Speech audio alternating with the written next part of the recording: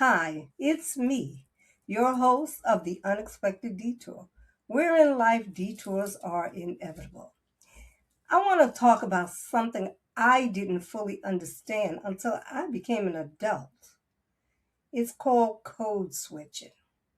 Now, when I first heard the term, I thought it was something complicated, something academic, something that applied to other people. But the more I learned about it, the more I realized something surprising. I've been doing it for years without even knowing what it was called. Have you ever noticed that you don't speak exactly the same way with everyone? You don't talk one way with your family, another way with your friends, another way at work, and perhaps another way in places where you are trying to make a good impression. Most of us do it, sometimes consciously, sometimes unconsciously. And that's what fascinates me because code switching is often one of those invisible detours we travel without realizing we're on that road. I spent decades working in the bank. Throughout those years, I interacted with people from all walks of life: customers, managers, co workers, executives, friends, family. And somewhere along the way, I learned how to navigate different environments. I learned how to be formal, when to be relaxed, when to speak differently, when to listen more carefully. What I didn't realize at the time was that I was adjusting myself depending on the environment. Not because I was trying to be someone else, not because I was ashamed of who I was, but because I had learned how to move through different spaces. And I think many of us do the same thing. Some people code switch because they want to fit in. Some do it because they believe it will help them succeed professionally. Some do it because it feels safe. And some of us do it naturally, that we don't even recognize we're doing it. The question isn't whether code switching exists.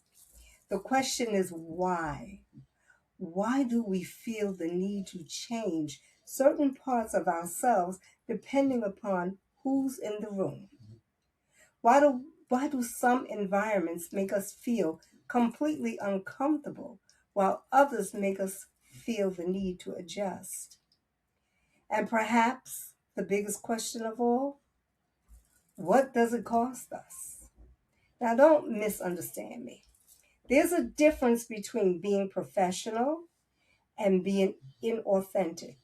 There's a difference between adapting and pretending. There is a difference between maturity and masking. Life requires us to adjust to different situations. We don't speak to our boss the same way we speak to our closest friends. We don't speak in church the way we speak while watching a football game. Those adjustments are part of life. But somewhere along the journey, some people begin to feel that their authentic selves is not enough. That's where the conversation becomes deeper because no one should feel they have to erase themselves in order to belong. No one should feel they must hide their identity to be accepted. No one should feel that that who they are is somehow less valuable than who others expect them to be. As I reflect on this topic, I realize that code switching isn't just about language. It's about identity. It's about belonging. It's about navigating a world filled with different expectations. And it's about understanding the subtle ways we adapt to those expectations every day. Perhaps that's why I see it as a detour. Not a detour marked on a map, not a detour we choose, but one we often discover only after we've traveled it. And maybe the lesson isn't to judge ourselves for it. Maybe the lesson is simply to become aware, to ask ourselves, am I adapting or am I hiding? Am I growing or am I shrinking? Am I being professional or am I becoming someone I'm not? Those are questions only we can answer. And as we close today, I want to leave you with this thought. Many of the detours in life are invisible: illness, loss, disappointment, unexpected change. But some of the most powerful detours are invisible.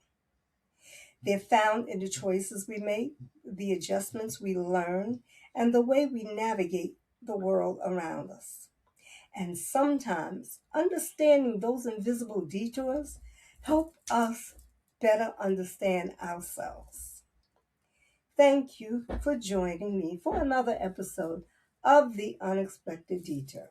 Until next time, the journey may not always take us where we expect it to go, but every detour has something to teach us along the way.